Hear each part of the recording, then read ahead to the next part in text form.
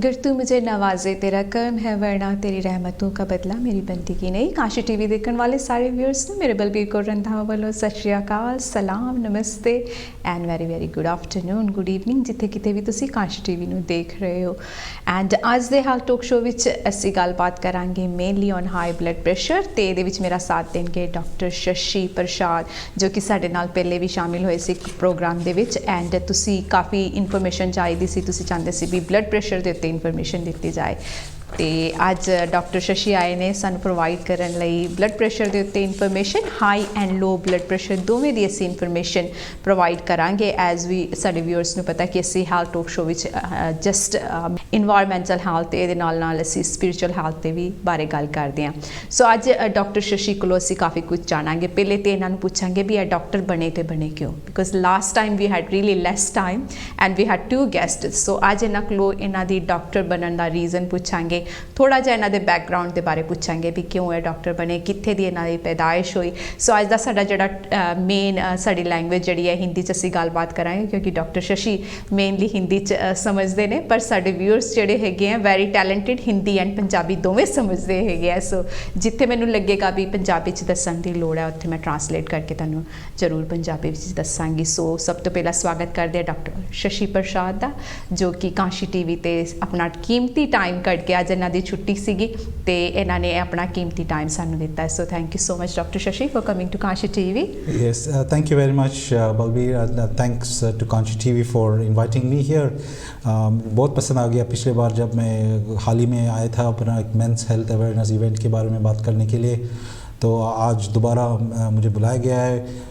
तो मुझे बहुत खुशी हो रही कि मैं आज आ गया हूँ आप लोगों के सामने अपनी तरह से जितना हो सके बड़े सरल शब्दों में जानकारी दे दूँगा ब्लड प्रेशर के बारे में, जो ज़्यादातर हाई ब्लड प्रेशर है, हाइपरटेंशन, लेकिन कभी कभी लो ब्लड प्रेशर भी होता है, हाइपोटेंशन। तो इन दोनों किस्म की बीमारी के बारे में मैं कोशिश करूँगा कि बहुत ही सरल से सरल भाषा में आपको जानकारी दूँ आज।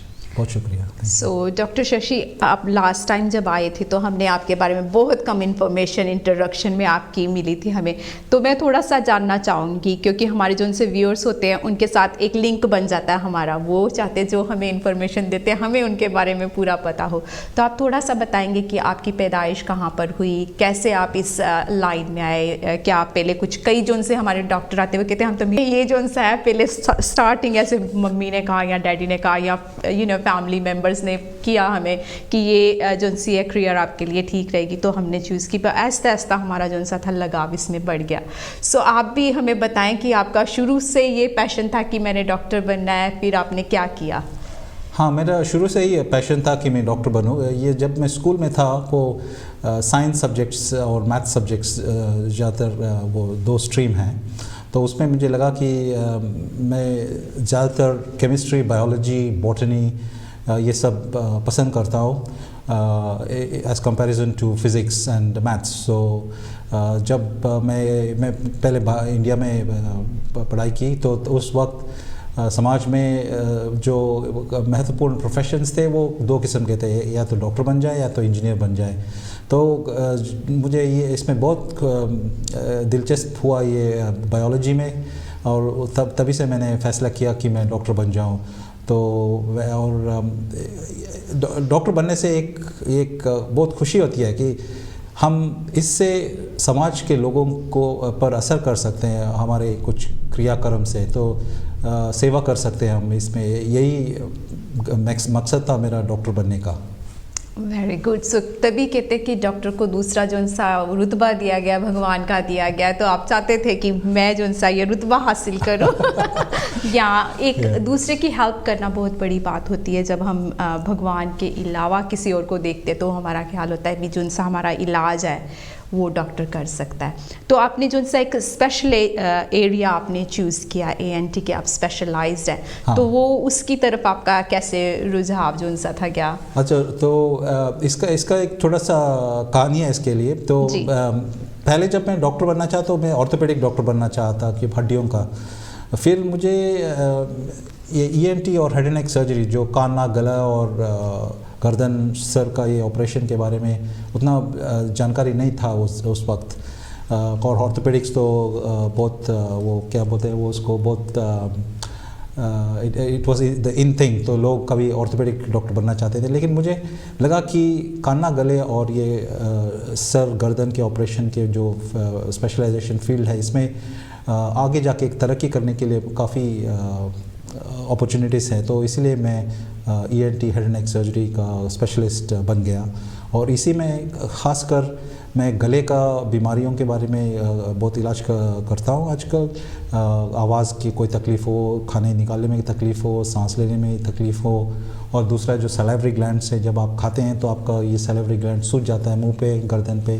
तो इससे इन सारे बीमारियों के बारे में स्पेशलिस्ट करता हूँ। और ये इसलिए महत्वपूर्ण है क्योंकि हमारे ENT और हेड नेक सर्जरी के सब स्पेशलिटी में ये जो फील्ड है ये बहुत आगे तरक्की कर रहा है। इसमें रिसर्च चल रहा है और इसमें आर्टिफिशियल इंटेलिजेंस आ रहा है, जो आजकल हम आर्टिफिशियल इंटेलिजेंस के बारे में बहुत कुछ पढ़ते हैं। और इसके अलावा समाज के कई वर्गों में ये बीमारियां ज़्यादा हैं। और इसके अलावा जब अब मान लीजिए अभी दोपहर का खाना का वक्त हो गया हो, तो अभी हम खाना खा रहे हैं, तो कई लोगों को खाना में भी बहुत मुश्किल हो सकता है। और सांस लेना तो ज़िंदगी का बहुत अहम भाग है, तो उसके बारे में भी बीमारी के बारे में का इलाज करता हूँ। एक और बात है कि जो अभी मैं आप लोगों से ये वीडियो है, लेकिन ऑडियो का भी है जिसमें आप आवाज़ बात कर सकते हैं, तो इसके बीमारी के बारे में भी मैं इलाज करता हूँ। तो काफ़ी मुझे खुशी होती है कि इन सब बीमारियों के बारे में मैं इलाज करूँ और अपने जो स्पेशलिस्ट नॉलेज है उससे मैं लोगों को जितना हो सके इनका इलाज करूं और प्रिवेंशन भी कर सकता हूँ। यही है मेरा मकसद। वाह, बहुत बड़ा आपका मकसद है और आप इतने लोगों की मदद कर रहे हैं। वीडियो की अप्रिशिएट कि आप इतने लोगों की मदद कर रहे हैं और आज हमारे काशी टीवी पर भी आप आए हैं इतनी वैल्यूबल इंफॉर्मेशन देने के लिए, so thank you. But ENT के बारे में मुझे लगता है कि इसके बाद ज़रूर हमारे व्यूअर्स जानना चाहेंगे और इन्फॉर्मेशन, जैसे पहले शो के बारे में उन्होंने बताया कि हमें और इन्फॉर्मेशन चाहिए। तो बट जी हाँ, ਜਿਹੜੇ ਸਾਡੇ ਡਾਕਟਰ ਪ੍ਰਕਾਸ਼ ਨੇ ਵੀ ਇੱਕ ਵਾਰੀ ਆਏ ਸੀ, ਜਿਹੜੇ ਔਰਥੋਪੀਡਿਕਸ ਦੇ ਬਾਰੇ ਕਾਫੀ ਇਨਫੋਰਮੇਸ਼ਨ ਉਹਨਾਂ ਨੇ ਦਿੱਤੀ ਸੀ ਕਿ ਬਟ ਅੱਜ ਡਾਕਟਰ ਸ਼ਸ਼ੀ ਜਿਹੜੇ ਹੈਗੇ ਆ ਇਨਫੋਰਮੇਸ਼ਨ ਸਾਨੂੰ ਦੇਣਗੇ ਬਲੱਡ ਪ੍ਰੈਸ਼ਰ ਦੇ ਬਾਰੇ। ਸੋ ਸਟਾਰਟ ਕਰਾਂਗੇ ਆਪਣਾ ਸ਼ੋ ਬਲੱਡ ਪ੍ਰੈਸ਼ਰ ਦੀ ਇਨਫੋਰमेशन ਦੇ ਬਾਰੇ। सब तो पहला से जानेंगे भी ब्लड प्रेशर होता क्या है। सो डॉक्टर शशि, अगर आप हमारे व्यूअर्स को बताएं भी ब्लड प्रेशर है क्या चीज़, जिसके बारे में हमारे आप घर किसी भी घर में चले जाएं, कोई ना कोई ऐसा सदस्य जरूर होता है जो कहता है कि मुझे तो ब्लड प्रेशर की शिकायत है। हाँ, तो blood pressure in very simple terms, मैं एक्चुअली अंग्रेज़ी में पहले बताऊंगा, उसके बाद में हो सकूँ तो हिंदी का अनुवाद कर लूँगा। Blood pressure is actually the force with in the blood vessels which is exerted on the walls of the blood vessels. तो दिल है, तो दिल एक पंप की तरह है, जो जब घर पे आपको पानी का पंप है, तो इसी तरह दिल है। तो दिल जो धड़कता है वो लप टप ऐसा करता है। तो जब दिल कॉन्ट्रैक्ट करता है ऐसा, तो उसमें क्या होता है, प्रेशर एकदम से बढ़ जाता है। दैट इज़ उसको हम कहते हैं सिस्टोलिक प्रेशर। जो आपके ब्लड प्रेशर रीडिंग्स में है वो ऊपर वाला नंबर वो सिस्टोलिक है, और जब ये दिल रिलैक्स हो जाता है तो प्रेशर कम हो जाता है, तो दैट इज़ डायस्टोलिक प्रेशर। तो नीचे का आंकड़ा जो है वो आपके मेजरमेंट में है। तो normal blood pressure is varying between 90/60 to 120/80 millimeters of mercury। तो यही है blood pressure, which essentially refers to the pressure and the force within the blood vessels which is exerted on the walls। Okay, आपने पहला question पूछा था history of blood pressure measurement, ये include है इसमें? मैं बताता हूँ। मैंने अभी देखा, मैंने कहा मेरे क्वेश्चंस डिफरेंट थे, पर आपका देखा तो हिस्ट्री ऑफ ब्लड प्रेशर थी, तो इसमें इंक्लूड कर लें आप थोड़ा सा। वो हिस्ट्री में इसलिए कहना चाहता कि जैसे दोस्त forget history are bound to repeat the mistakes of history, but there is one thing I want to tell। जो ब्लड प्रेशर का सबसे पहले रीडिंग किया था वो 1711 में थे। वो एक इंग्लिश क्लर्जीमैन थे, स्टीवन हेल्स। तो ये एक क्लर्जी है, वो रेवरेंड फादर थे। तो वो क्या हुआ, उनको बहुत इसमें दिलचस्पी हुआ कि भगवान ने ये सब इंसान को बनाया है, तो कई सारे मकसद वो इंसान के बारे में देखना चाहते थे कि वो काम कैसे करता है. So he had a deep fascination, so he thought it was his duty to understand the creation of God. So उन्होंने क्या किया, he had knowledge of biology, astronomy, खगोल शास्त्र, या नॉलेज ऑफ केमिस्ट्री, रसायन शास्त्र, ऑफ एनिमल, जानवरों के फिजियोलॉजी बोलते हैं जो कार्यक्रम, इसके बारे में उनको कुछ जानकारी था. तो इस दरमियान उन्होंने क्या किया, वो सोच रहे थे कि अभी हम ब्लड जैसा वो अपना हमारे शरीर में कैसे जाता है, तो उसका हम टेस्ट कर लेंगे. तो उन्होंने क्या किया कि एक 12 फुट का ग्लास ट्यूब उन्होंने एक फीमेल हॉर्स, मैर बोलते हैं उसको, घोड़ी में, उसके उनके अंदर ये डाल दिया. तो उनको हैरान हो गया कि ये खून ऊपर जा रहा है, नीचे आ रहा है, ऊपर जा रहा है, नीचे आ रहा है. तो this is how it was measured first 1711. उसके बाद अभी दिस वाज इन्वेसिव, ऑब्वियसली वो घोड़ा तो मर गया उसके बाद, तो अभी we can't keep on putting in the pressure. But now we have indirect method, तो हम बीपी कफ लगाते हैं और उसके मुताबिक वो डायस्टोलिक और सिस्टोलिक प्रेशर मेजर करते हैं. तो यही है किस्सा है जैसे history of blood pressure. That's really good, क्योंकि इट्स नाइस टू नो कि कैसे जो उनसे इन्वेंशन होती है चीज़ों की, किस तरीके से स्टार्टिंग, जैसे अब घोड़े से उन्होंने घोड़ी से स्टार्ट किया, तो अब देख लिए आप कितना इजी तरीका है ना, कि ऐसे ऐसे आगे से आगे जो उनसे इन्वेस्टिगेशन करते, रिसर्च करते भी कौन सा बेटर ऑप्शन रहेगा. कितनी अच्छी सुविधा आ गई है, नहीं तो घोड़ी की तरह मेजर करना होता था. क्या ऐसा नहीं कि हम हर वक्त, वैसे तो करते हैं हम, जब मरीज़ का ऑपरेशन होता है तो कुछ नीडल्स डालते हैं मरीज़ों के ये खून की नली के अंदर. It's called invasive blood pressure monitoring, जो इंटेंसिव केयर में करते हैं. कभी कभी कॉम्प्लेक्स ऑपरेशन, क्या दिल का कोई ऑपरेशन कर रहे हो, तो इट्स कॉल्ड इन्वेसिव. वेरएस जो अभी आमतौर पर हम करते हैं, it is non invasive blood pressure monitoring, जो कफ लगाते हैं और उससे हम इनडायरेक्टली पता कर लेते हैं कि खून का जो प्रेशर है वो कितना है. ओके, सो हाई ब्लड प्रेशर होता क्या है, कब लगता है भी हाई ब्लड प्रेशर है?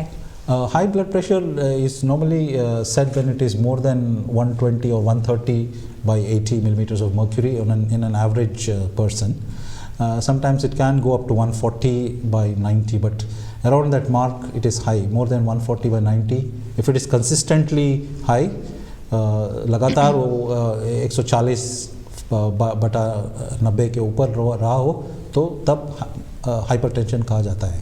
इसमें मैं एक कहना चाहता हूँ कि जब ब्लड प्रेशर के रीडिंग होता है, वो it's not just one reading, you should do it repeatedly, और there are some tips that you need to do before you measure the blood pressure. तो ये few things, at least 5 minute rest लेना है आपको, दर्द ना हो आपको, दर्द हो तो दर्द की गोली ले लीजिएगा.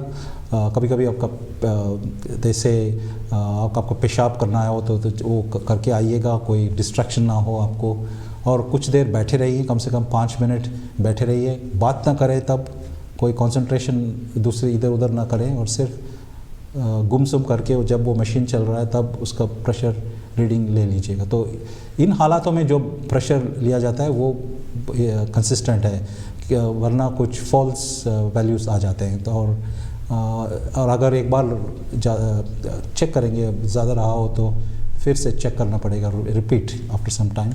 और हाइपरटेंशन का वो धब्बा देने से पहले हम क्या करते हैं कि बार बार प्रेशर दिन के सही काफ़ी सारे फेजेस में करते हैं, और कुछ दिनों के लिए करते हैं. आमतौर पे दिन में 3-4 बार करना है, 1 हफ्ते तक, और उसके बाद जो ट्रेंड है उससे पता कर सकते हैं हम कि वाकई किसी को हाइपरटेंशन है या नहीं. सो आपने ये बहुत अच्छी बात बताई. कई बार होता है कई लोग एक्सरसाइज कर ब्लड प्रेशर उसका एकदम कम्प्लीटली डिफरेंट प्रेज आएगा अगर आपने एक्सरसाइज करके किए या वो करके आए हैं, या आपको स्ट्रेस है उसका भी अफेक्ट ब्लड प्रेशर पर पड़ता है. सो रिलैक्स करके 5 मिनट क्या कहते हैं मेडिटेशन में जाकर उसके बाद में ब्लड प्रेशर जो उनसे चेक किया जाएगा वो आपको एक एक्यूरेट रीडिंग देगा, जैसे कि डॉक्टर साहब ने बताया. तो जानेंगे कि जो कोजेस जो उनसे होते हैं हमारे ब्लड ब्लड प्रेशर के डॉक्टर शशि की कौन कौन से होते हैं, स्पेशली हमारी एशियन कम्युनिटी में देखने में आपको है भी खाने की वजह से, या कई कहते हैं कि आपकी जो सी डाइट है वो ठीक नहीं है, ज़्यादा तो डाइट के बारे में हमें कहा जाता है। तो आप अपनी जो सी आपकी करियर है उसमें आपको क्या लगता है कि ये बात सही है, खाने से भी इसका लिंक है, या there is many causes of having a blood pressure? तो हाई ब्लड प्रेशर, बहुत अच्छा सवाल किया आपने। तो the causes will depend on the type of blood pressure, high blood pressure. So one is called primary hypertension, which is called essential hypertension, and another one is secondary hypertension. So ज़्यादातर 90 से 95% of समाज में जो है वो primary hypertension बोलते हैं, जिसका कोई वजह ना है, तो इसको एसेंशियल हाइपरटेंशन कहते हैं। और दूसरे के 5 से 10% के लोगों में सेकेंडरी हाइपरटेंशन है। तो primary hypertension it depends upon certain factors. तो रिस्क फैक्टर्स है एज, एक तो जैसे जैसे आपका उम्र बढ़ती जाती हो तो 40 साल के बाद खासकर chance of hypertension is very high. और 75 ईयर्स के बाद कहते हैं कि almost half the population has got hypertension of some variation, तो दैट इज़ एज। फिर जेंडर, जैसे मैंने पिछले हफ्ते बताया था वो अपना मेंस हेल्थ इवेंट के बारे में, तो males have more chance of getting hypertension. Then of course जो कुछ रेसेस हैं लाइक अफ्रो कैरिबियन और साउथ एशियन खासकर, इनमें हाइपरटेंशन होने का ज़्यादा संभव है। फैमिली हिस्ट्री अगर हो तो तब भी एक रिस्क फैक्टर है। फिर आपका डाइट में देयर आर डिफरेंट एस्पेक्ट्स। अगर हाई फैट डाइट लेते हैं, सैचुरेटेड फैट, फिर टेकिंग सॉल्ट, तो सॉल्ट ऐसा है, इसको सब पहले आयुर्वेदिक टाइम में, चाइनीज़ मेडिसिन के टाइम में भी उन्होंने कहा इसको हार्ड पल्स डिजीज़ बोलते थे, क्योंकि वो लोग अपने जैसे वो पल्स अपने हाथ पे करते थे, वो क्या था, वो ब्लड वेसल वॉल बहुत थिक था, वो तो हार्ड पल्स। तो नमक ज़्यादा लेने से होता है, लेकिन नमक कम से कम मिनिमम मात्रा में नमक लेना है आपको, 6 grams per day। The British heart foundation says 6 grams of salt is needed per day, that is 1 teaspoonful of salt, which is either added salt, और जैसे जो खाने में हो, अगर आप प्रोसेस्ड फूड कोई लेता हो तो इन सब के में, तो that is but you need minimum of 6 grams। But किसी भी वजह से आप 6 grams के ज़्यादा नमक लेता हो तब हाइपरटेंशन हो सकता है। फिर important things, smoking, even a single cigarette can increase the chance। Alcohol के लिए तो जितना हो सके अवॉइड कर सकते हैं मद्यपान, लेकिन मिनिमम यूनिट्स हैं इसके लिए, females 2 units per day, males about 3 units, so that is between 14 to 21 units per week moderate alcohol consumption। but if इससे ज़्यादा आप कोई शराब पीता हो तो हाइपरटेंशन हो सकता है। फिर एक्सरसाइज का है, हम सब जानते हैं, कभी हर वक्त मीडिया में आता है कि एक्सरसाइज करते रहना हमको, तो एक्सरसाइज ना करते हो तो फिर हाइपरटेंशन हो सकता है। एक और है वेट, वज़न, BMI। वज़न is BMI is one thing, but the body mass index, so less than 25 is ideal. जैसे जैसे बढ़ता हो, चाहे 30 या 35 से ज़्यादा हो तो उसका चांसेस ज़्यादा है। One more important measurement is the circumference of the waist. So waist circumference is important, खासकर साउथ एशियन पॉपुलेशन में कहते हैं। Females it should be less than 32 centimeters and males 32 inches and 35.5 in males. So these are important cutoff points. Then other things are there like stress, ज़िंदगी में कभी तो हर किस्म का स्ट्रेस रहता है हमारे, तो all of these are the risk factors for developing primary hypertension. So these are indirectly we can say they are some of the causes for hypertension. Okay. So this is primary hypertension, but then we have secondary hypertension. I can talk about it later on. ठीक।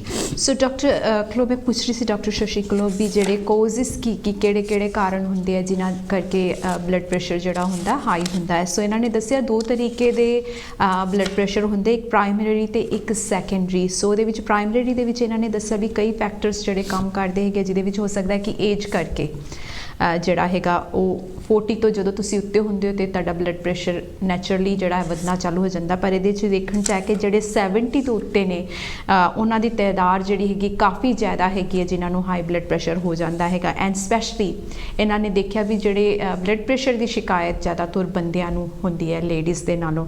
ਤੇ family history ਜੇਕਰ ਤੁਹਾਡੀ ਹੈਗੀ ਹੈ ਜਿਹਦੇ ਵਿੱਚ ਤੁਹਾਡੇ parents ਨੂੰ, ਜਿਨ੍ਹਾਂ ਦਾ ਖੂਨ ਦਾ ਰਿਸ਼ਤਾ ਜਿਹਨੂੰ ਅਸੀਂ ਕਹਿੰਦੇ ਹਾਂ, ਅਗਰ ਉਹਨਾਂ ਨੂੰ ਹਾਈ ਬਲੱਡ ਪ੍ਰੈਸ਼ਰ ਦੀ ਸ਼ਿਕਾਇਤ ਹੈਗੀ ਹੈ ਤੇ ਮੋਰ ਚਾਂਸਿਸ ਹੁੰਦੇ ਆ ਵੀ ਤੁਹਾਨੂੰ ਵੀ ਹਾਈ ਬਲੱਡ ਪ੍ਰੈਸ਼ਰ ਹੋਏਗਾ। ਤੇ ਇਹਦੇ ਵਿੱਚ ਜਿਹੜਾ ਡਾਈਟ ਦੇ ਵਿੱਚ ਅਸੀਂ ਸੋਲਟ ਲੈਂਦੇ ਹਾਂ, ਸੋਲਟ ਦੀ ਮਾਤਰਾ ਜਿਹੜਾ ਜਿੱਦਾਂ ਕਿ ਇਹਨਾਂ ਨੇ ਦੱਸੀ ਹੈ 6 ਗ੍ਰਾਮ, ਜਿਹੜਾ ਕਿ ਇੱਕ ਸਾਡਾ ਟੇਬਲ ਸਪੂਨ ਹੁੰਦਾ ਹੈਗਾ, ਉਸ ਤੋਂ ਵੱਧ ਅਗਰ ਅਸੀਂ ਲੈਣਾ ਚਾਲੂ ਕਰਦੇ ਹਾਂ ਤੇ ਇਹ ਸਾਈਨ ਹੁੰਦਾ ਕਿ ਸਾਨੂੰ ਆਉਣ ਵਾਲੇ ਟਾਈਮ ਦੇ ਵਿੱਚ ਜਿਹੜਾ ਹਾਈ ਬਲੱਡ ਪ੍ਰੈਸ਼ਰ ਦੀ ਸ਼ਿਕਾਇਤ ਹੋ ਜਾਏਗੀ। ਸੋ ਕਈ ਪੁਰਾਣੇ ਜ਼ਮਾਨੇ ਜਿੱਦਾਂ ਇਹਨਾਂ ਨੇ ਦੱਸਿਆ ਵੀ ਜਿਹੜਾ ਇਹਨੂੰ ਹਾਰਟ ਦਾ ਡਿਜ਼ੀਜ਼ ਮੰਨਿਆ ਜਾਂਦਾ ਸੀ, ਸੋਲਟ ਜਿਹੜਾ ਹੈਗਾ ਕਿ ਤੁਹਾਨੂੰ ਬਿਮਾਰੀ ਵੱਲ ਲੈ ਕੇ ਜਾ ਰਿਹਾ, ਹਾਰਟ ਦੀ ਪ੍ਰੋਬਲਮਾਂ ਵੱਲ ਲੈ ਕੇ ਜਾ ਰਿਹਾ ਹੈਗਾ। ਇਹਦੇ ਵਿੱਚ ਸਮੋਕਿੰਗ ਜਿਹੜਾ ਹੈਗਾ ਇਹ ਵੀ ਪਾਰਟ ਪਲੇ ਕਰਦਾ। ਜੇਕਰ ਤੁਸੀਂ ਸਮੋਕ ਕਰਦੇ ਹੈਗੇ ਹੋ ਤੇ ਤੁਹਾਡੇ ਜ਼ਿਆਦਾ ਚਾਂਸਿਸ ਹੈਗੇ ਆ ਕਿ ਤੁਹਾਨੂੰ ਹਾਈ ਬਲੱਡ ਪ੍ਰੈਸ਼ਰ ਦੀ ਆਉਣ ਵਾਲੇ ਟਾਈਮ ਦੇ ਵਿੱਚ ਸਮੱਸਿਆ ਹੋਏ। ਐਲਕੋਹਲ ਇਜ਼ ਵੈਲ, ਐਂਡ ਜੇਕਰ ਤੁਸੀਂ ਐਕਸਰਸਾਈਜ਼ ਨਹੀਂ ਕਰਦੇ, if you are not doing enough exercise ਜੋ ਕਿ ਤੁਹਾਨੂੰ ਕਰਨੀ ਚਾਹੀਦੀ ਹੈ, ਉਹਦੇ ਕਰਕੇ ਵੀ ਜਿਹੜਾ ਹੈਗਾ ਤੁਹਾਨੂੰ ਬਲੱਡ ਪ੍ਰੈਸ਼ਰ ਦੀ ਸ਼ਿਕਾਇਤ ਹੋ ਸਕਦੀ ਹੈ। And overweight is well, and waste size ਤੋਂ ਕਹਿੰਦੇ ਵੀ ਜਿਹੜਾ ਪਤਾ ਲੱਗਦਾ ਹੈਗਾ ਕਿ ਤੁਸੀਂ ਓਵਰਵੇਟ ਹੈਗੇ ਹੋ ਕਿ ਨਹੀਂ, ਜਿਹਦੇ ਵਿੱਚ 32 ਇਹਨਾਂ ਨੇ ਦੱਸਿਆ ਕਿ ਲੇਡੀਜ਼ ਦੀ ਵੇਸਟ ਜਿਹੜੀ ਹੈ ਇੰਨੀ ਹੋਣੀ ਚਾਹੀਦੀ ਹੈ। And men's was is 35.5 inches 5 ਇੰਨੀ ਹੋਣੀ ਚਾਹੀਦੀ ਹੈ। इट इज़ थोड़ा ज़्यादा है साउथ एशियंस में, क्योंकि they are at greater risk. Caucasian population में थोड़ा ज़्यादा है, 37-38 is okay, but for South Asian इसको और भी कम करना है। ਸੋ ਸਾਡੇ 'ਚ ਜ਼ਿਆਦਾ ਸ਼ਿਕਾਇਤ ਦੇਖੀ ਗਈ ਹੈ ਬਲੱਡ ਪ੍ਰੈਸ਼ਰ ਦੀ। ਸੋ ਕਿਉਂਕਿ may be there is so ਮੈਨੀ ਰੀਜ਼ਨਸ, ਬਟ ਜਿਹੜੇ ਹੈਗੇ ਆ ਹੁਣ ਸੈਕੰਡਰੀ ਜਿਹੜੇ ਰੀਜ਼ਨਸ ਨੇ ਉਹ ਵੀ ਸਾਨੂੰ ਡਾਕਟਰ ਸ਼ਸ਼ੀ ਦੱਸਣਗੇ ਵੀ ਉਹ ਕਿਹੜੇ ਰੀਜ਼ਨਸ ਨੇ ਹਾਈ ਬਲੱਡ ਪ੍ਰੈਸ਼ਰ ਹੋਣ ਦੇ। तो secondary hypertension there are less number of causes, but 5 to 10% जैसे मैंने कहा, 5 से 10%। तो किडनी का कोई बीमारी हो, किडनी फेलियर, किडनी इन्फेक्शन हो, तो उससे ब्लड प्रेशर ज़्यादा हो सकता है। फिर एक कुशिंग सिंड्रोम बोलते हैं, जिसमें ये एड्रेनलिन जब हम एक्साइट हो जाते हैं तो एक काफ़ी मात्रा में एड्रेनलिन पैदा होता है, तो कुशिंग्स डिजीज़ जैसे बोलते हैं। फिर ऑटो इम्यून कंडीशन, जैसे अभी कोविड था, जो जब बॉडी फाइट्स इटसेल्फ, तो इट्स समथिंग कॉल्ड लूपस, सो उससे भी हो सकता है। एक और कंडीशन है कॉल्ड एथेरोस्क्लेरोसिस, जो खासकर कुछ प्लाक्स बन जाते हैं इसमें। So it's like a blocked pipe for example, तो पाइप के अंदरूनी हिस्सा में वो पानी जाने में मुश्किल हो। जो आपने महसूस किया होगा जब आप गार्डन में जो ये पाइप लगाते हैं, तो अगर पानी को बड़ा दूर तक जाना चाहते हैं तो क्या करेंगे, हम उसको ब्लॉक कर देते हैं, तो उसी पाइप से वो पानी और दूर हो जा सकता है। तो इसीलिए उसका वो उसमें क्या होता है कि प्रेशर अंदर पाइप के अंदर प्रेशर बढ़ जाता है। तो the same concept is where the pressure rises. So this is another cause for secondary hypertension. और फिर कुछ दवाइयाँ हैं लाइक आइबुप्रोफेन जैसे आप लेते हैं, तो दवाई दर्द के लिए लेते हैं जिससे किडनी का डैमेज हो सकता हो। ओरल कॉन्ट्रासेप्टिव पिल अगर कोई लेता हो, या ईस्ट्रोजन रिप्लेसमेंट जैसे पोस्ट मेनोपॉजल वीमेन लेते हैं, तो उससे हाइपरटेंशन हो सकता है। और फिर एक और है जब सब्सटेंस अब्यूज़ जो बोलते हैं, कोकेन, मेथ क्रिस्टल्स और एम्फेटामिन, ऐसे कुछ दवाई ये चीज़ें हैं जिससे सेकेंडरी हाइपरटेंशन हो सकता है। तो this are the secondary causes, but ज़्यादातर 95% it is we don't know the cause, but there are some high risk factors which can lead to hypertension. But इसमें मैं इसमें एक हिस्ट्री का एक छोटा सा किस्सा सुनाता हूँ आपको कि क्या है कि ये जो हम हाइपरटेंशन के बारे में आजकल इतना बात करते हैं, तो it wasn't a big deal until late 1960s। तो लोग कहते थे कि एसेंशियल हाइपरटेंशन वो क्या है कि वो बुढ़ापे का एक और हिस्सा है, तो इसलिए वो सोच रहे थे ये क्या है। खासकर साइंटिस्ट में उतने they were not paying much attention to this. तो क्या हुआ कि 1945 में फ्रेडरिक रूजवेल्ट जो अमेरिका के प्रेसिडेंट थे, वो उस वक्त में भी कैमरा वगैरह नहीं था, वो पेंटिंग करते थे। तो पेंटिंग के लिए बैठ रहे थे वो, और एकदम से उनका सर में बहुत दर्द हो गया, प्रेशर हो गया, सर फट गया, और हाइपरटेंशन की वजह से वो बेहोश हो गए और मर गए। तो उसके बाद अमेरिका में काफ़ी संस्थाएं हाइपरटेंशन को बहुत गौर से देख लिया, उन्होंने कुछ गाइडलाइंस कर दिए। तो यही है कि इतिहास में काफ़ी वक्त तक hypertension wasn't a big deal until late 1960s. So just in the last 50 years or so, we have got more awareness of hypertension. So once again, I want to talk about history, because we should not repeat these mistakes with other diseases, and that's why it's important to remember the past. History से हम बहुत कुछ सीखते हैं experience अगर history ना हो तो हमें पता कैसे लगेगा अभी हाँ ये चीज़ हुई थी, अब हमने ये करनी है, और आने वाले टाइम में फिर हो सकता है भी कोई आए कहे कि इन्होंने गलत किया था और this is better. It's always जो सा रिसर्च है अप टू डेट, हमें इंफॉर्मेशन मेडिकल इसलिए कहा जाता है कि every time they do lots of research, ताकि जो सी हिस्ट्री है उसमें हम काफ़ी कुछ लर्न करते हैं और काफ़ी कुछ हमें कई बार चेंज भी करना पड़ता है. So thank you doctor Shashi, आपने अपनी जो सी हिस्ट्री थी हमें बताई और रियली पता लगता है कि कितना कुछ चेंज हुआ है रिसेंटली. हम कहेंगे कि ब्लड प्रेशर के बाद प्रेगनेंट जब हमारे पास काफ़ी मिडवाइफ आती हैं जो हमें बताती हैं भी प्रेगनेंसी में भी जो सा हाई ब्लड प्रेशर बढ़ जाता है उसकी इतनी बड़ी समस्या हो सकती है. So there is lots of things जो कि ब्लड प्रेशर से रिलेटेड होते हैं और डिजीज़ है जो होने की संभावना होती है अगर आपको हाई ब्लड प्रेशर है.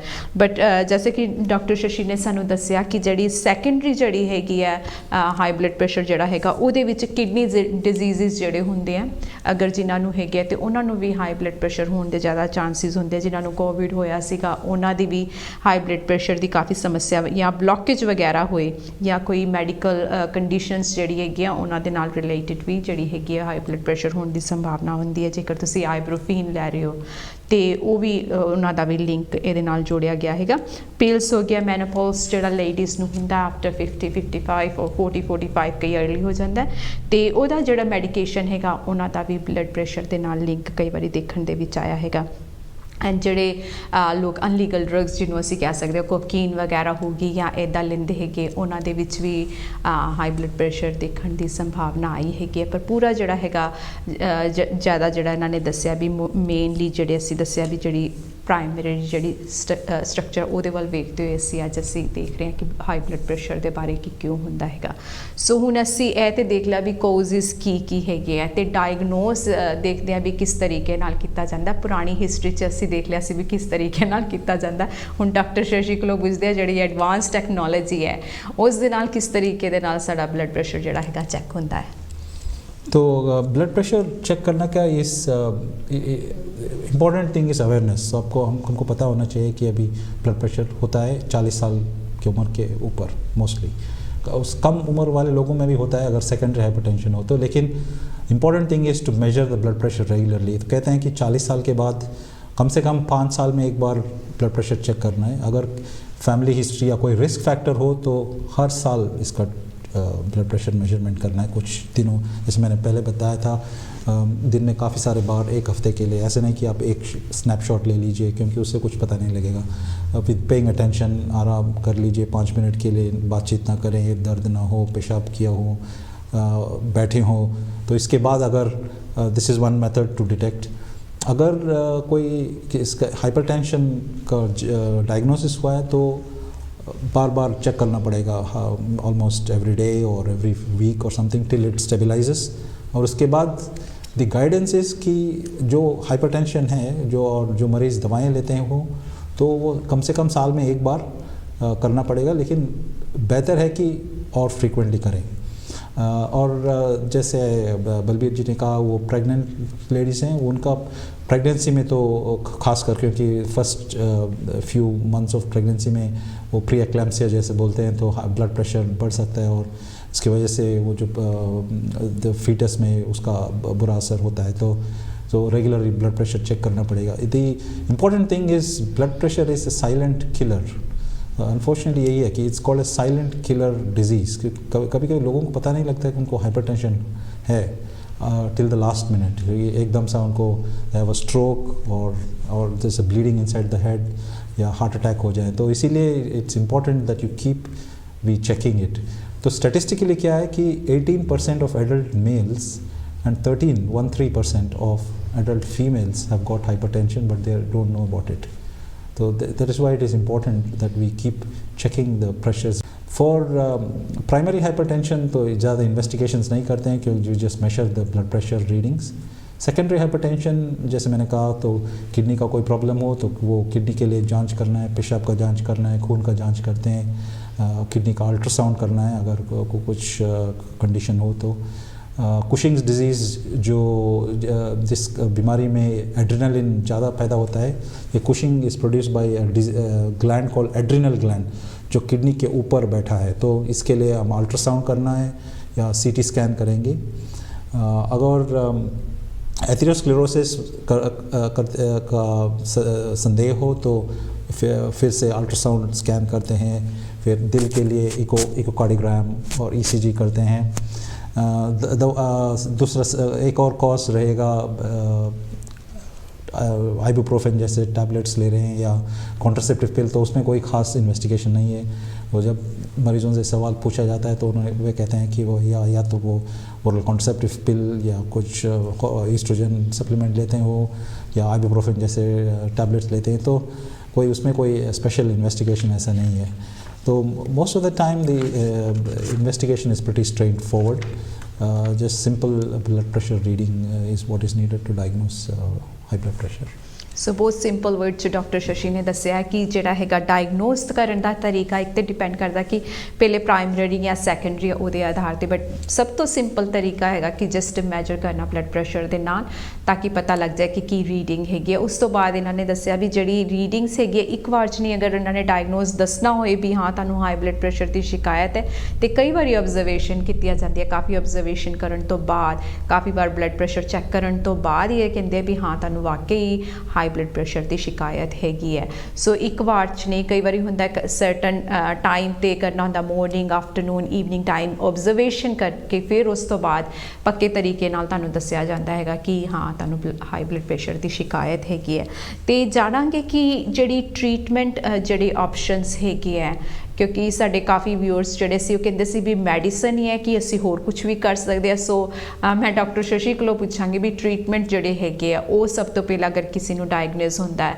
ਜਦੋਂ ਪਹਿਲੀ ਵਾਰ ਉਹਨਾਂ ਨੂੰ ਦੱਸਿਆ ਜਾਂਦਾ ਵੀ ਹਾਂ ਤੁਹਾਨੂੰ ਹਾਈ ਬਲੱਡ ਪ੍ਰੈਸ਼ਰ ਦੀ ਸ਼ਿਕਾਇਤ ਹੈਗੀ ਹੈ, ਤੇ ਫਸਟ ਜਿਹੜੀ ਟਰੀਟਮੈਂਟ ਆਪਸ਼ਨ ਉਹਨਾਂ ਦੇ ਲਈ ਕੀ ਹੁੰਦਾ ਹੈਗਾ? तो treatment option is usually it is on lifestyle, healthy lifestyle, and the thing which I have mentioned before, wellness. So healthy lifestyle and wellness is a very important part of management of hypertension, whether it is mild hypertension, moderate or severe hypertension. If it is moderate, or say for example मान लीजिए 140 to 150 by 90 to 1 by 100, say 150 by 100, तब तो दवाएं की ज़रूरत पड़ता है। और कभी कभी एक और कंडीशन है जो उसको it's hypertensive crisis, where the blood pressure is really high, it is hypertensive emergency called malignant hypertension, where blood pressure can be more than 180 by 120 millimeters of mercury, and there is damage on target organs, brain damage, then damage on the eye, on the heart, on the kidney. So the treatment for that is a bit different, but the important thing is to follow healthy lifestyle and wellness, simple things.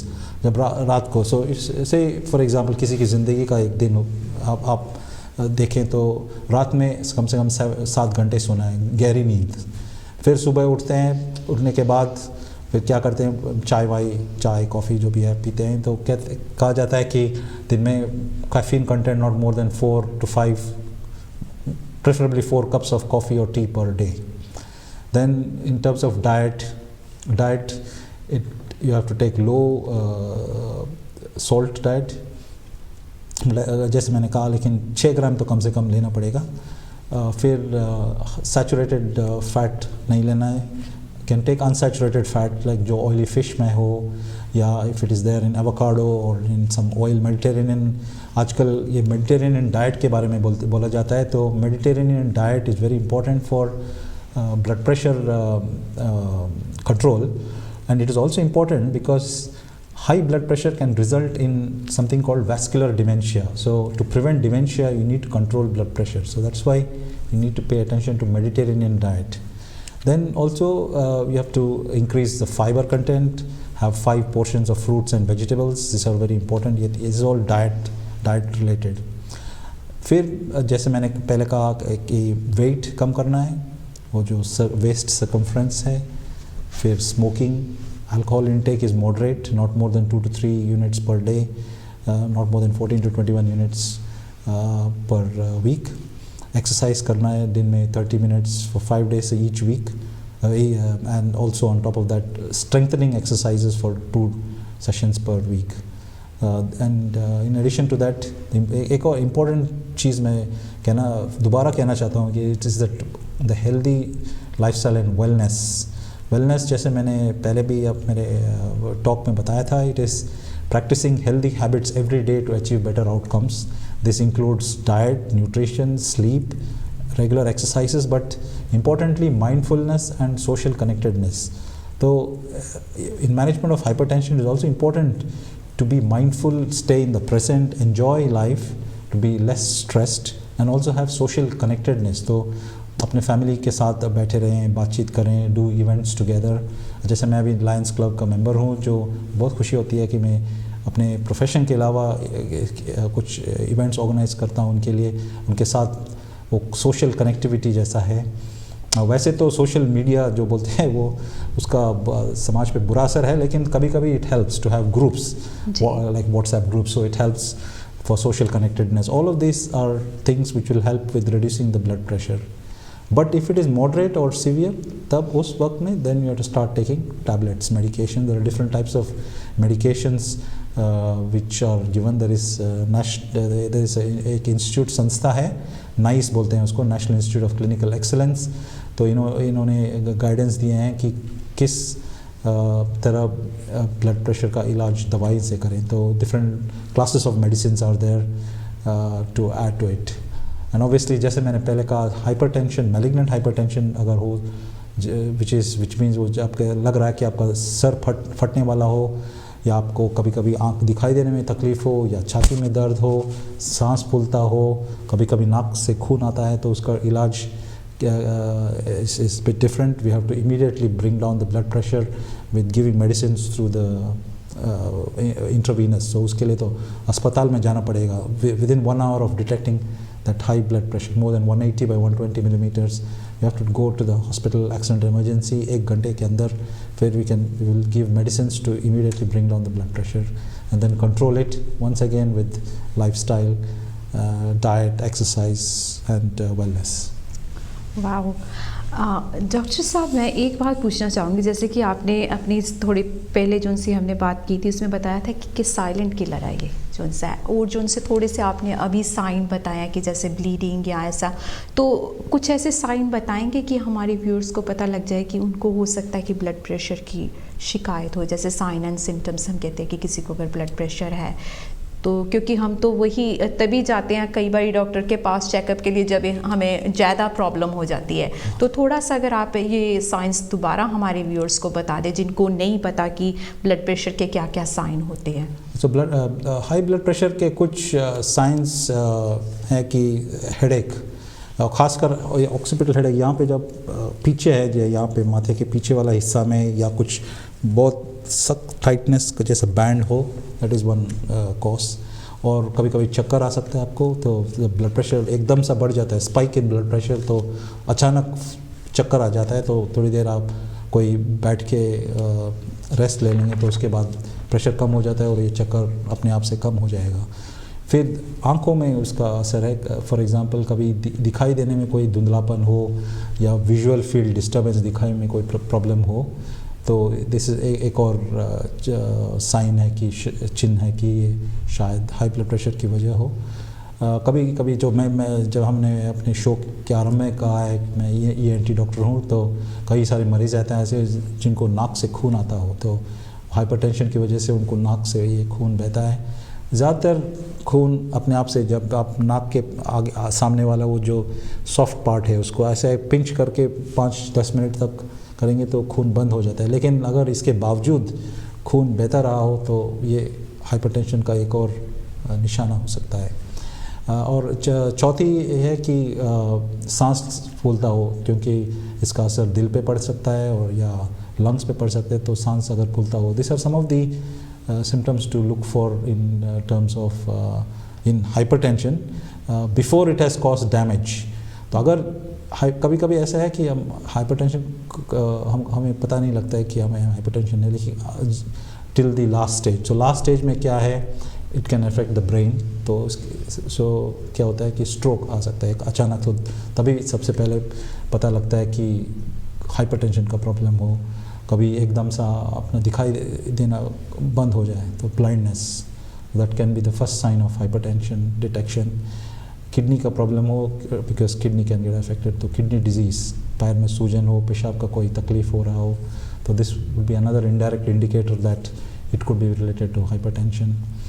And दूसरे एक है कि there is also a condition कि जब खून की नली फटता हो तो इट्स कॉल्ड एन्यूरिज्म है, तो एकदम सा खून बहता हो, this can be fatal. This is what actually happened with Roosevelt in 1945। तो this are some of the indirect indicators जब हाई ब्लड प्रेशर का एंड ऑर्गन पे असर पड़ जाता है। तो हमें ऐसा है कि अब रेगुलरली ब्लड प्रेशर चेक करना है ताकि वो उस हद तक ना जाए। We have to prevent it before it becomes either a silent killer or it causes organ damage and अपना जीना ही हराम कर दे। That's so true. सो इसीलिए कई बार ਹੁੰਦਾ कि NHS ਵੱਲੋਂ ਵੀ ਓਵਰ 40 ਜਿਹੜਾ ਹੈਗਾ ਜਿਹੜੀ ਚੀਜ਼ਾਂ ਚੈੱਕਅਪ ਲਈ ਕੀਤੀਆਂ ਜਾਂਦੀਆਂ, ਓਵਰ 40 ਤੁਸੀਂ ਜ਼ਰੂਰ ਆਪਣਾ ਸਾਲ ਦੇ ਸਾਲ ਟੈਸਟ ਕਰਵਾ ਸਕਦੇ ਹੋ ਜੋ ਕਿ ਫ੍ਰੀ ਹੁੰਦਾ ਹੈ NHS ਵੱਲੋਂ, ਤਾਂ ਕਿ ਪਤਾ ਰਹੇ ਕਿ ਕੋਈ ਵੀ ਤੁਹਾਡੀ ਬਾਡੀ ਦੇ ਵਿੱਚ ਤਬਦੀਲੀ ਆਈ ਹੈ ਤੇ ਉਹਦੇ ਬਾਰੇ ਪਤਾ ਲੱਗੇ। ਸਪੈਸ਼ਲੀ ਜਿੱਦਾਂ ਕਿ ਇਹਨਾਂ ਨੇ ਦੱਸਿਆ ਕਿ ਮੈਨਸ ਦੇ ਵਿੱਚ ਜਿਹੜੀ ਬਲੱਡ ਪ੍ਰੈਸ਼ਰ ਦੀ ਜ਼ਿਆਦਾ ਸ਼ਿਕਾਇਤ ਹੁੰਦੀ ਹੈ, ਪਰ ਜ਼ਰੂਰੀ ਨਹੀਂ ਹੈ ਕਿ ਸਾਨੂੰ ਅਗਰ ਕੁਝ ਵੀ ਫੀਲ ਹੁੰਦਾ ਐਨੀ ਸਾਈਨਸ, ਜਿੱਦਾਂ ਕਿ ਡਾਕਟਰ ਸ਼ਸ਼ੀ ਨੇ ਦੱਸਿਆ ਵੀ ਸਿਰ 'ਚ ਜ਼ਿਆਦਾ ਦਰਦ ਹੋਏ ਪਿਛਲੀ ਸਾਈਡ ਤੇ, ਜਾਂ ਤੁਹਾਨੂੰ ਚੱਕਰ ਆ ਰਹੇ ਹੋਣ, ਕੁਝ ਵੀ ਲੱਗਦਾ ਹੈ ਜੋ ਕਿ ਤੁਹਾਨੂੰ ਲੱਗੇ ਵੀ ਇੰਡੀਕੇਟ ਕਰਦਾ ਵੀ ਸਾਨੂੰ ਹਾਈ ਬਲੱਡ ਪ੍ਰੈਸ਼ਰ ਹੋ ਸਕਦਾ ਹੈ, ਤੇ ਤੁਸੀਂ ਜ਼ਰੂਰ ਚੈੱਕ ਕਰਵਾਓ। ਐਂਡ ਬਲੱਡ ਪ੍ਰੈਸ਼ਰ ਮਸ਼ੀਨ ਨਹੀਂ ਹੈ ਤੇ ਤੁਸੀਂ ਕੈਨਿਕਸ ਤੋਂ ਵੀ ਕਰਾ ਸਕਦੇ ਹੋ। ਸੋ ਆਪਸ਼ਨਸ ਅਵੇਲੇਬਲ ਨੇ, ਤੇ ਡਾਕਟਰ ਨੂੰ ਕਹਿ ਸਕਦੇ ਹੋ ਵੀ ਉਹਨਾਂ ਦੀ ਸਪੈਸ਼ਲਿਸਟ ਨਰਸ ਵੀ ਹੁੰਦੀ ਹੈ ਆਪਣੇ ਕਲੀਨਿਕ ਦੇ ਵਿੱਚ ਜੋ ਕਿ ਤੁਹਾਡਾ ਬਲੱਡ ਪ੍ਰੈਸ਼ਰ ਚੈੱਕ ਕਰ ਸਕਦੀ ਹੈਗੀ ਹੈ। ਐਂਡ ਇੱਕ ਵਾਰ ਦੇ ਨਾਲ ਨਹੀਂ ਸਾਈਨ ਦਾ ਪਤਾ ਲੱਗਦਾ ਵੀ ਬਲੱਡ ਪ੍ਰੈਸ਼ਰ ਹੈ, ਸੋ ਰੈਗੂਲਰ ਤੁਸੀਂ ਮੋਨੀਟਰ ਕਰ ਸਕਦੇ ਹੋ। ਅਗਰ ਤੁਸੀਂ ਚਾਹੋ ਤਾਂ ਆਪਣੇ ਘਰ ਦੇ ਵਿੱਚ ਵੀ ਛੋਟੀ ਜਿਹੜੀ ਮਸ਼ੀਨ ਹੁੰਦੀ ਹੈ ਆਪਣੇ ਅਪ ਟੂ डेट ਕਰਨ ਵਾਸਤੇ ਰੈਗੂਲਰ ਚੈੱਕਅਪ ਲਈ, ਅਗਰ ਤੁਹਾਡੇ ਕੋਲ ਟਾਈਮ ਨਹੀਂ ਹੈ ਬਾਹਰ ਜਾਣ ਲਈ। And it's very cheap, isn't it? ਕਾਫੀ ਸਸਤੀ ਹੋਤੀ ਹੈ। काफ़ी सस्ती है। I mean there are two types in the chemist Boots Lloyds. इसमें क्या है कि they have two types, one is wrist and one is the arm one. The arm one is little bit more reliable. Obviously the best one is जो traditional है, जहाँ पे वो कफ लगाते हैं, फिर स्टेथोस्कोप से आवाज़ सुनते हैं, but the one on the cuff is quite good.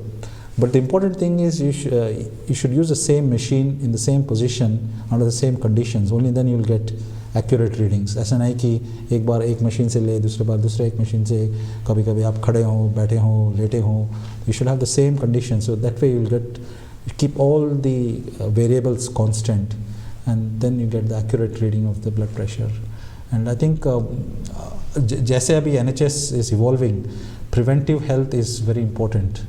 And people abhi aage jaake people have supposed to take ownership of their health, because now we have electronic records. People are responsible for their own health. So if we take responsibility, then quite a few of this condition many diseases can be kept under control, and people can live a healthy and a long life.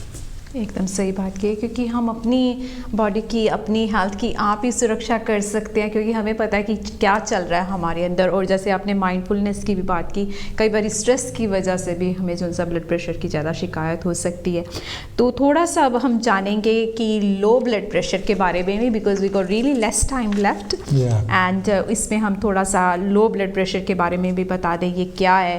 High blood pressure के बारे में तो I think काफ़ी लोगों को पता है, but बहुत कम लोगों को लो ब्लड प्रेशर हो जाता है, तो उनके बारे में भी बता दें क्या क्या कॉजेज़ हैं और ये डायग्नोस वगैरह किस तरीके से किया जाता है। तो लो blood pressure thankfully is very limited number of people have in community, and वैसे भी if low blood pressure on its own doesn't need any treatment, but it's defined as less than 90/60 millimeters of mercury on a consistent basis. So 90/60 millimeters of mercury से कम हो तो it means you got low blood pressure. So low blood pressures, the causes there can be causes which are what I say physiological, जो हम सब की ज़िंदगी में है, और then there are some pathological causes. So physiological causes like old age, जैसे जैसे उम्र बढ़ जाती है तो लोगों को हाइपोटेंशन होने का, वो लो ब्लड प्रेशर होने का चांसेस ज़्यादा है। और क्या होता है, और एक और प्रॉब्लम है कि जब बूढ़े हो जाते हैं तो क्या होता है कि वो पोस्चरल हाइपोटेंशन जो बोलते हैं, जब लेट के बैठते हो या बैठ के उठने में जब होता है तो एकदम सा चक्कर आ जाता है, तो this is called postural hypotension because this is related to the posture. Then we have postprandial, तो ये खाने के बाद कभी कभी ब्लड प्रेशर कम हो सकता है, तो खाने के बाद so you have to be very careful after eating food. अब आजकल की ज़िंदगी इज़ ऑन द मूव, तो चलते खाते हैं, लेकिन in some people it's important to pay attention to this. सुबह के वक्त, रात को जब सोने के बाद सुबह के वक्त उठते हैं तो ब्लड प्रेशर लो रहता है लोगों में। कभी कभी एक्सरसाइज के बाद होता है, अगर रेगुलरली एक्सरसाइज करते हो कोई एथलीट्स, तो क्या होता है उनका प्रेशर लो रहता है। कभी कभी ठंड लगता हो आपको, ज़्यादा ठंड लगता है तो आपका अंदरूनी the metabolic rate comes down, so that is another reason why you have low blood pressure. Then we have dehydration is another thing which can cause low blood pressure. These are some of the physiological what you say, तो हर कोई experience कर सकता है. Then there are pathological causes. The pathological causes once again dehydration, या इसलिए one of the treatment for this is अब पानी ना लिए हो तो dehydration की वजह से होता है. फिर shock बोलते हैं, जो shock different types of shock, किसी को heart attack और heart failure हो तो अगर there is not enough blood in the circulation, that is one. Or example, if there is burns or if you lost blood, accident, road traffic accident हो गया तो खून ज़्यादा बहा हो तो then that's another reason. Then there is vasovagal type, ये जो हम मूवी और ये टीवी सीरियल में देखते हैं कि एकदम कोई सदमा पहुंचने की वजह से एकदम से चक्कर आ जाता है लोगों को. That is because actually that is not just dramatic, it actually happens because को खून क्या होता है वो it gets accumulated and blood pressure falls. तो इसलिए कोई सदमे की वजह से कोई मर गया हो, किसी का रिश्तेदार मर गया हो, तो आप देखते हैं टीवी सीरियल में या सिनेमा में एकदम से गिर जाते हैं. तो there is actually a physiological explanation, that is another cause of hypotension. And then there are some other medicines, blood pressure medicines, and also taking some antidepressants. So these are some of the causes for, and importantly diabetes, another reason is diabetes as well, because the nerve function is not very good with that, so that is why it is. सो बहुत सारे reason दस्से and बहुत सब courses दस्से and science doctor Shashi ने दस्से भी ਜਿਹੜਾ ਹੈਗਾ लो ब्लड ਪ੍ਰੈਸ਼ਰ ਦੀ ਤੇ ਕਾਫੀ ਘੱਟ ਲੋਕਾਂ ਨੂੰ ਸਮੱਸਿਆ ਹੁੰਦੀ ਹੈ which is we are lucky, but ਜਿਨ੍ਹਾਂ ਨੂੰ ਹੁੰਦੀ ਹੈ ਜ਼ਿਆਦਾਤਰ 올ਡ ਏਜ ਜਿਹੜੇ ਬਜ਼ੁਰਗ ਹੈ ਉਹਨਾਂ ਦੇ ਵਿੱਚ ਵੇਖਣ ਦੇ ਵਿੱਚ ਆਇਆ, ਸਪੈਸ਼ਲੀ ਜਦੋਂ ਪੋਸਚਰ ਕਰਕੇ ਜਦੋਂ ਝੁਕਦੇ ਨੇ, ਉੱਠਦੇ ਨੇ, ਬੈੱਡ ਤੋਂ ਬੈਠਦੇ ਨੇ ਜਾਂ ਡਾਈਨਿੰਗ ਟੇਬਲ ਤੇ ਆਪਣੀ ਚੇਅਰ ਤੇ ਉੱਠ ਕੇ ਉਹਨਾਂ ਨੇ ਬੈਠਣਾ ਹੁੰਦਾ ਦੁਬਾਰਾ ਜਾਂ ਬੈੱਡ ਤੋਂ, ਤੇ ਉਸ ਟਾਈਮ ਤੇ ਉਹਨਾਂ ਨੂੰ ਇਹ ਸਮੱਸਿਆ ਆਉਂਦੀ ਹੈਗੀ ਹੈ. ਜਾਂ ਫਿਰ ਜਦੋਂ ਐਕਸਰਸਾਈਜ਼ ਕਈ ਲੋਕੀ ਕਰਦੇ ਉਸ ਤੋਂ ਬਾਅਦ, ਐਕਸਰਸਾਈਜ਼ ਕਰਨ ਤੋਂ ਬਾਅਦ ਉਹਨਾਂ ਨੂੰ ਜਿਹੜੀ ਹੈਗੀ ਹੈ ਲੋ ਬਲੱਡ ਪ੍ਰੈਸ਼ਰ ਦੀ ਸ਼ਿਕਾਇਤ ਹੋ ਜਾਂਦੀ. ਡੀਹਾਈਡਰੇਸ਼ਨ ਦਾ ਵੀ ਇਹਨਾਂ ਨੇ ਦੱਸਿਆ ਵੀ ਜਦੋਂ ਅਸੀਂ ਪਾਣੀ ਘੱਟ ਹੁੰਦਾ ਸਾਡੀ ਬਾਡੀ ਦੇ ਵਿੱਚ ਉਹਦੇ ਕਰਕੇ ਵੀ ਹੋ ਸਕਦਾ ਹੈ. ਐਂਡ ਜਿਹੜਾ ਦੂਸਰਾ ਰੀਜ਼ਨ ਇਹਨਾਂ ਨੇ ਜਿਹੜਾ ਦੱਸਿਆ ਸੀ ਵੀ ਸ਼ੌਕ, ਜਿੱਦਾਂ ਆਪਾਂ ਹੁਣ ਆਪਣੇ ਡਰਾਮੇਜ਼ ਵਗੈਰਾ ਕਹਿ ਲਓ, ਜਿਹੜੇ ਆਪਣੇ ਹਿੰਦੀ ਡਰਾਮੇਜ਼ ਜਾਂ ਪੰਜਾਬੀ ਡਰਾਮੇ ਜਦੋਂ ਅਸੀਂ ਵੇਖਦੇ ਹਾਂ ਕਿ ਇੱਕਦਮ ਕਿਸੇ ਨੂੰ ਸ਼ੌਕ ਲੱਗਾ ਜਾਂ ਮੌਤ ਦੀ ਖਬਰ ਸੁਣਦੇ ਹਾਂ, ਜਿਹਨੂੰ ਅਸੀਂ ਕਹਿੰਦੇ ਹਾਂ ਸਦਮਾ ਜਦੋਂ ਲੱਗਦਾ ਹੈਗਾ ਕਿਸੇ ਨੂੰ, ਤੇ ਉਹਦੇ ਕਰਕੇ ਵੀ ਹੋ ਸਕਦਾ ਕਿ ਕਈਆਂ ਨੂੰ लो ब्लड ਪ੍ਰੈਸ਼ਰ ਹੋ ਸਕਦਾ. ਐਂਡ ਕਈ ਵਾਰੀ ਦੇਖਣ ਦੇ ਵਿੱਚ ਆਇਆ ਕਿ ਜਿਹਨਾਂ ਨੂੰ medical condition as a diabetes ਹੁੰਦੀ ਹੈਗੀ ਹੈ, ਉਹਨਾਂ ਦੇ ਵਿੱਚ ਵੀ ਲੋ ਬਲੱਡ ਪ੍ਰੈਸ਼ਰ ਹੋਣ ਦੀ ਸਮੱਸਿਆ ਹੁੰਦੀ ਹੈਗੀ ਹੈ. ਸੋ ਕਾਫੀ ਘੱਟ ਲੋਕਾਂ ਨੂੰ ਹੁੰਦੀ ਹੈ, ਬਟ ਦੇਰ ਇਜ਼, ਸੋ ਇਸ ਕਰਕੇ ਅਸੀਂ ਚਾਹੁੰਦੇ ਸੀ ਵੀ ਸਾਡੇ ਵਿਊਅਰਸ ਜਿਹਨਾਂ ਨੂੰ ਲੋ ਬਲੱਡ ਪ੍ਰੈਸ਼ਰ ਹੈਗਾ ਤੇ ਉਹ ਜਾਣ ਸਕਣ ਕਿ ਕਿਸ ਰੀਜ਼ਨਸ ਕਰਕੇ ਜਿਹੜਾ ਹੈਗਾ ਲੋ ਬਲੱਡ ਪ੍ਰੈਸ਼ਰ ਹੁੰਦਾ ਹੈਗਾ. ਇਹਦੇ ਵਿੱਚ ਹਾਰਟ ਦੇ ਜਿਹੜੀ ਪ੍ਰੋਬਲਮਸ ਹੁੰਦੀਆਂ ਉਹਨਾਂ ਕਰਕੇ ਵੀ ਹੋ ਸਕਦਾ ਕਿ ਲੋ ਬਲੱਡ ਪ੍ਰੈਸ਼ਰ ਹੋਏ. ਸੋ ਦੀਜ਼ ਸਮ ਰੀਜ਼ਨਸ ਜਿਹੜੇ ਹੈਗੇ ਆ ਉਹਨਾਂ ਕਰਕੇ ਹੋ ਸਕਦਾ ਹੈ. ਸੋ ਮੈਂ ਡਾਕਟਰ ਸ਼ਸ਼ੀ ਕੋਲੋਂ ਥੋੜ੍ਹਾ ਜਿਹਾ ਜਾਣਾਂਗੀ ਕਿ ਇਹਦੀ ਜਿਹੜੀ ਟਰੀਟਮੈਂਟ ਹੈਗੀ ਆ, ਕੁਇਕਲੀ ਅਗਰ ਸਾਡੇ ਵਿਊਅਰਸ ਨੂੰ ਅਗਰ ਟਰੀਟਮੈਂਟ ਦੱਸ ਦੇਣ. हाइपोटेंशन, लो ब्लड प्रेशर का ट्रीटमेंट ज़्यादातर कहते हैं कि आराम से रहिएगा, वो तो बैठे रहिए, टेक्स नमक और टेक पानी पीने का है, नमक ज़्यादा थोड़ा लेना है, तो इससे बहुत जल्दी ब्लड प्रेशर आ सकता है. और then there are some preventive measures. जब कहते हैं कि अब जब सुबह उठते हैं तो एक थोड़ा you have to do some stretches, cross और uncross the leg before you get out of bed, specially elderly people. ऐसा नहीं कि उठते बराबर आप पलंग से बाहर आ जाए, थोड़ा कुछ कसरत करें, अपने बेड में ही कुछ स्ट्रेचेस करें. Then drinking plenty of water, and then obviously making sure that you have adequate rest. एक और चीज़ है, people who have rested for a long period of time, bedridden अगर they are there and they immediately try to walk, तो hypertension हो सकता है. इसलिए you have to be careful when you get out of bed. खाने के बाद थोड़ा बैठे रहिए थोड़ी देर, खासकर जो बुज़ुर्ग हैं.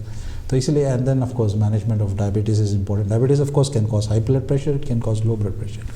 And then management of shock, dehydration is all self-explanatory.